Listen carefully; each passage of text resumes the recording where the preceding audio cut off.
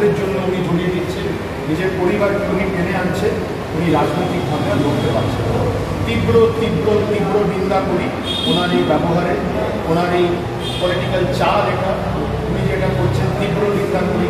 আমরা মধ্যবিত্ত বাঙালি, আমরা শিক্ষিত বাঙালি, আমি এটা সাপোর্ট করি না, আমার দল এটা সাপোর্ট করি না। আমি মানুষের কাছে দুহাত ধরে আহ্বান করব, আমি রাজনৈতিকভাবে লড়ছি। উনি বলছেন আমি কোথাকার ব্যারিস্টার।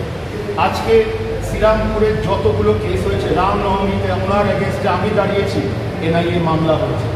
2021 নির্বাচনী হামলার পরে সিবিআই যে হলো, ওই অর্ডারে আমার নাম পাবে, উনি অন্যদিকে ছিলেন। যতগুলো মামলায় কেন্দ্রীয় তদন্তকারী সংস্থার তদন্তের অর্ডার হয়েছে, প্রত্যেকটা অর্ডারে আমার নাম পাবেন, উনি অন্যদিকে। প্রত্যেকটা মামলায় উনি হেরে গেছেন বলে আজকে উনি এই কথা বলছেন। সুপ্রিম কোর্টের অর্ডার এবং যেটা অ্যাপিয়ারেন্স লিস্ট প্রমাণ করছে যে আমি ওনাকে কোর্টে লড়েছি, প্রত্যেকবার উনি হেরে গেছেন। আজকে ডেসপারেটভাবে যেই রাজনৈতিক গিমিকটা উনি করছেন, আমি তীব্র নিন্দা করি। এইভাবে রাজনৈতিক লড়াই লড়া যায় না। মানুষের কাছে আহ্বান করব, আমার এই কালচার না। আমরা মধ্যবিত্ত বাঙালি বাড়ির ছেলে, আমরা জানি, আমাদের এই শেখানো হয়েছে, বড়দের সম্মান করো, গুরুদেবকে সম্মান করো, ঈশ্বরকে ভয় পাও, ঈশ্বরকে শ্রদ্ধা করো। আমি এই নীতি নিয়ে আমার মাটি আগে, আমার দেশ আগে, আমি এই লড়াইয়ে নেমেছি। আমি কোনো ব্যক্তিগত লড়াইয়ে নেমেনি এবং আমি এই লড়াই লড়ে যাচ্ছি। অনেক অনেক ধন্যবাদ। কি মনে হচ্ছে ভয় পেয়ে গেছে বলে? নিশ্চয়ই উনি এতই চাপে চলে এসছেন। উনি সিপিএম ক্যান্ডিডেটের পড়াশোনা নিয়ে, ওনার পার্সোনাল লাইফ নিয়ে উনি অ্যাটাক করতে শুরু করেছেন। উনি বিজেপির ক্যান্ডিডেট, পার্সোনাল লাইফ নিয়ে অ্যাটাক করেছেন। ওনার কি রাজনৈতিক অ্যাটাক শেষ হয়ে গেল? উনি কি মোদিজিকে আর টক্কর দিতে পারছেন না? উনি কি কবিশঙ্কর ঘোষকে আর টক্কর দিতে পারছেন না? ডেফিনেটলি উনি বুঝে গেছেন যে এবার গেম পাল্টেছে। কি মনে হচ্ছে, আপনি কি দাবি জানাবেন যে সার্টিফিকেট দেখানোর জন্য? অভিজিৎ গঙ্গোপাধ্যায় যে দাবিটা করেছে, উনি কেন অ্যাকসেপ্ট করছেন? আর আমি আবার বলছি আপনাদের মাধ্যমে, আমি ওপেন চ্যালেঞ্জ দিচ্ছি ওনাকে। ওনার এই ব্যবহারের ডিবেট, ওনার এই চরিত্র ডিবেট, উনি যে বারবার কত লোককে পার্সোনাল অ্যাটাক করেছে, আজকে অনেক কারণ আছে, আমি জানি সেগুলো। উনি আসুন শ্রীরামপুর মাঠে, আপনারা সবাই ওখানে থাকুন, আমি ওনাকে ওপেন চ্যালেঞ্জ দিচ্ছি। আসুন, মানুষের চরিত্র ব্যবহার নিয়ে কি হয়েছে ওপেন ডিবেটে আমি বসতে রাজি আছি। অভিজিৎ গঙ্গোপাধ্যায়ের বিরুদ্ধে তৃণমূলের একজন নেতা, তরুণের নেতা, তিনি চিরকালই দাবি করেছেন, আর তাছাড়াও অস্ত্র রাখার অভিযোগ করেছেন। কী বলবেন? আমি আবার বলি, এগুলো তৃণমূলের চাল। তৃণমূল যেহেতু পুরো বাংলা জুড়ে কোণঠাসা হয়ে গেছে, তৃণমূল যেহেতু পুরো বাংলা জুড়ে বুঝে গেছে যে 400-র বেশি সিট নিয়ে মোদিজি আসছে, এবং ওরাও বুঝে গেছে তাদের রাজ্য সরকার এবার পুরো ভেঙে পড়বে যেই মুহূর্তে আমাদের 35-এর বেশি আসন চলে আসবে। এই নোংরা চালগুলো খেলছে। কল্যাণ বন্দ্যোপাধ্যায়ও এই বিষয়ে, এই নোংরা ব্যক্তিগত আক্রমণ শুরু করেছে।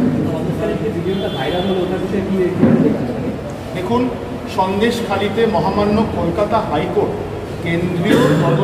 কেন্দ্রীয় সংস্থা দিয়ে তদন্তর অর্ডার দিয়েছে। কলকাতা হাইকোর্টের রায়কে তো সম্মান করুন। এটা কন্টেম্প্ট অফ কোর্ট, এটা হয় না। তদন্ত যখন অর্ডার হয়েছে, তদন্ত হোক, তার বিনিময়ে কি বেরিয়ে আসে সেটা দেখা। রাজ্যপালের ব্যাপারে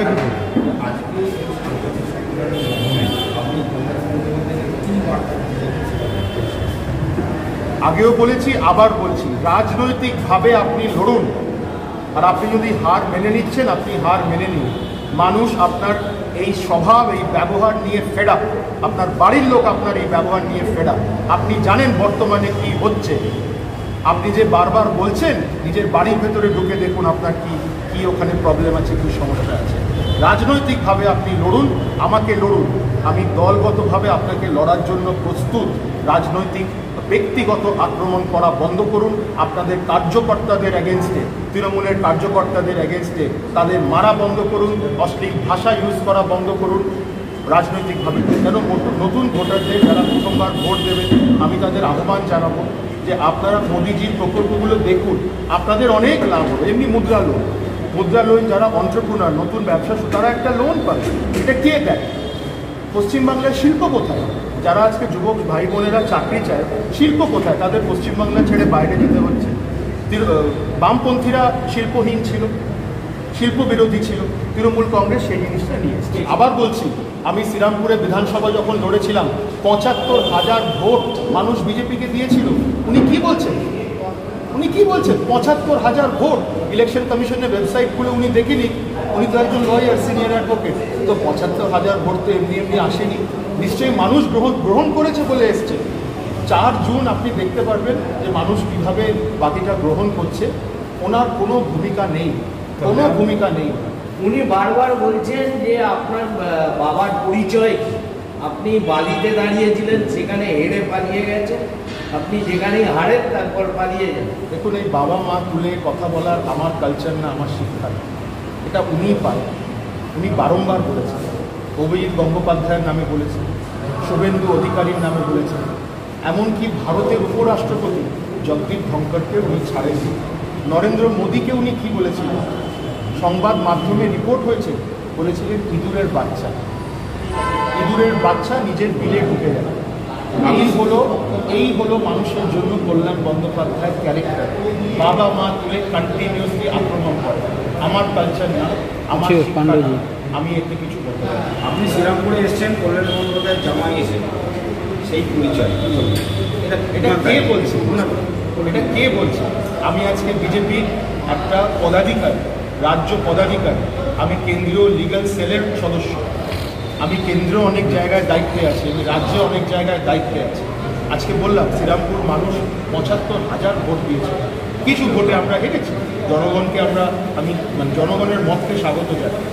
আজকে উনি এগুলো বলছেন কারণ উনি রাজনৈতিকভাবে আর লড়তে পারছেন না, উনি হার স্বীকার করে নিচ্ছেন, তাই জন্য ব্যক্তিগত আক্রমণে ধরকে একটা ইম্পর্টেন্ট অ্যাটাক করেছে, ব্যক্তিগত অ্যাটাক ছাড়া মা দুর্গাকে বলেছে। দীক্ষিতা ধর ইউএসএ কোনো ম্যাগাজিনে উনি লিখেছেন যে মা দুর্গা বর্ণ বিদ্বেষী, মা দুর্গা কর্তা ছিল, সেই জন্য মহিষাসুরে বধ করেছিল। তো ধর্মীয় আঘাতকে, মানে বাঙালি মা দুর্গাকে নিয়ে যে আবেগ আছে, সেই আবেগকে দীক্ষিতা ধর অ্যাটাক করেছে। সেই ব্যাপারটা আপনি কি কল্যাণবাবুর সঙ্গে এক মেরুতে একটি অপোজিট? দীক্ষিতা যদি এই কথাটা বলে থাকে, তীব্র নিন্দা করি আমি। মহুয়া মৈত্র কি বলেছিল? কালীকে নিয়ে কি বলেছিল? মা কালীকে নিয়ে ভুলে গেছেন সেই কথা? সায়নী ঘোষ, যাদবপুরের ক্যান্ডিডেট, কি বলেছিল? শিবলিঙ্গর ওপরে কন্ডম পরিয়ে দেওয়া। এই আমাদের হিন্দু সংস্কার। আমি একটা গর্বের সাথে বলি, আমি একটা হিন্দু বাড়ির ছেলে, আমি গর্বের সাথে বলি আমি সনাতন। এগুলো মানা যায় না।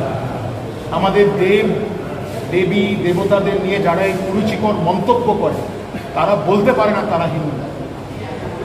আজকে যদি দীক্ষিতা এই কথাটা বলে থাকে, মানুষ এর বিচার করবে। আমি এটা সমর্থন করি না। আমরা এই মাটিতে মা দুর্গা, মা কালী, আমরা তাদের পুজো করি, আমরা মা দুর্গার রূপে দেখি। এই মন্তব্যগুলো তৃণমূল এবং বামপন্থীদের অত্যন্ত দুর্ভাগ্যজনক। মানুষ এদের রিজেক্ট করা উচিত। রাজ্যপালের বিষয়ে কি বলবেন? কি রাজ্যপাল বর্তমান রাজ্যপাল উনি নিজের কাজ করছেন। উনি সংবিধান, ওনার পোস্টটা হচ্ছে একটা কনস্টিটিউশনাল পোস্ট। উনি কনস্টিটিউশনের ভেতরে যা করার উনি ওটা করছেন।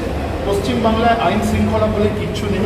আইন শৃঙ্খলা বজায় রাখার জন্য ওনার যা কাজ উনি করছেন।